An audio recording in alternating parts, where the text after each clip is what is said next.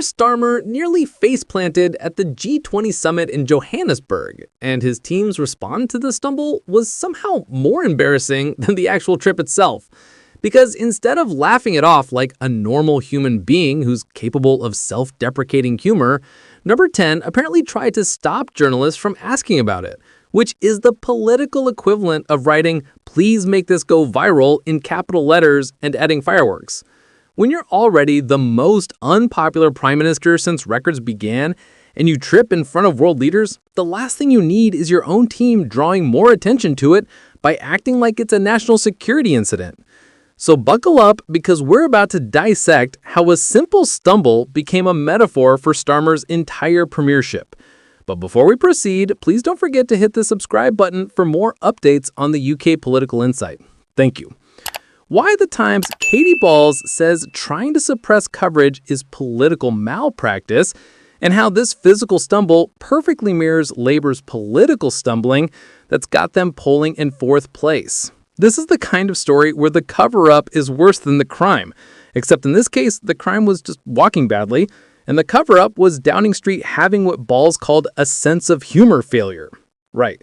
Let's start with what actually happened, because the incident itself is genuinely unremarkable. Starmer stumbled and nearly fell while meeting with officials at the G20 climate summit in South Africa. He caught himself before actually hitting the ground, recovered, and went on to offer greetings like nothing happened. It's the kind of thing that happens to everyone, from toddlers learning to walk to septuagenarian presidents to prime ministers who are apparently too focused on international diplomacy to watch where they're going. In isolation, this is barely news. Politicians trip, they stumble, they have embarrassing physical moments.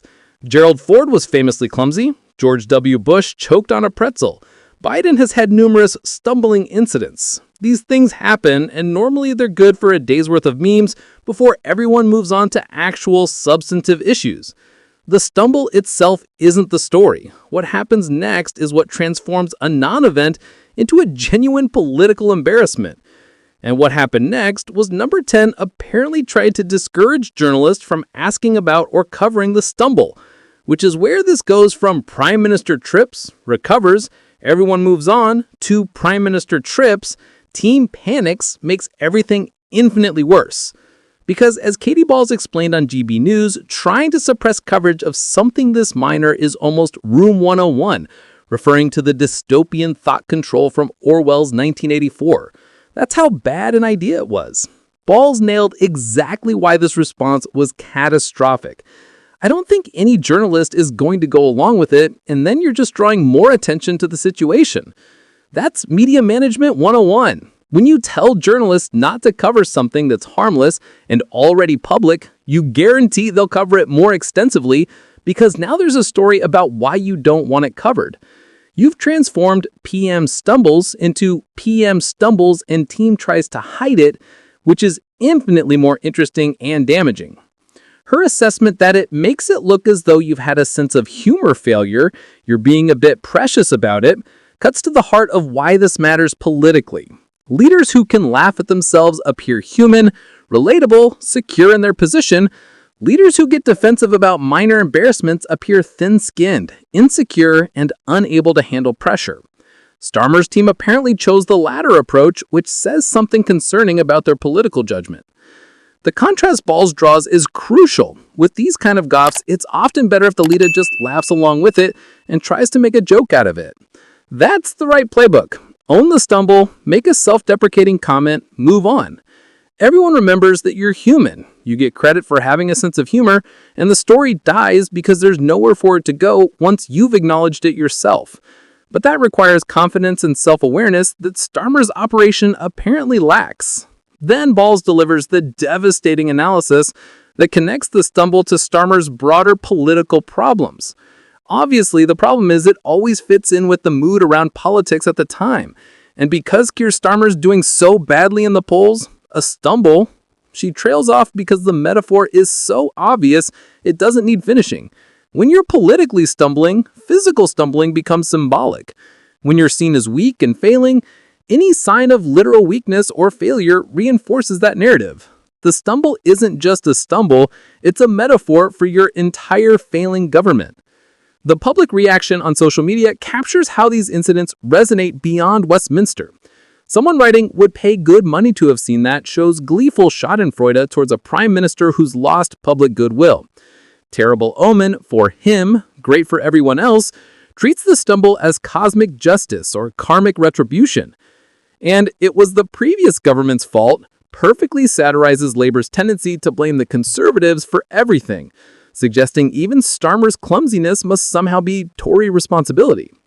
That last joke is particularly cutting because it highlights a genuine criticism of Labour, their constant blame shifting to the previous government instead of taking ownership of current problems. When voters are making jokes about you blaming your predecessors for your own stumbling, you've got a messaging problem that goes well beyond awkward walking. The location at a climate summit adds another layer because Starmer's been criticized for excessive foreign travel while domestic problems mount. Every international trip becomes another opportunity for opponents to say, "Never hear Keir is jetting around the world instead of fixing Britain." A stumble at yet another international summit reinforces that narrative, whether fairly or not. What's really revealing is how this incident demonstrates the difference between how things should be handled versus how Starmer's operation actually handles them. A competent communications team would have immediately released footage with a self-deprecating comment from Keir Starmer nearly face-planted at the G20 summit in Johannesburg, and his team's response to the stumble was somehow more embarrassing than the actual trip itself. Because instead of laughing it off like a normal human being who's capable of self-deprecating humor, Number 10 apparently tried to stop journalists from asking about it, which is the political equivalent of writing, "Please make this go viral" in capital letters and adding fireworks.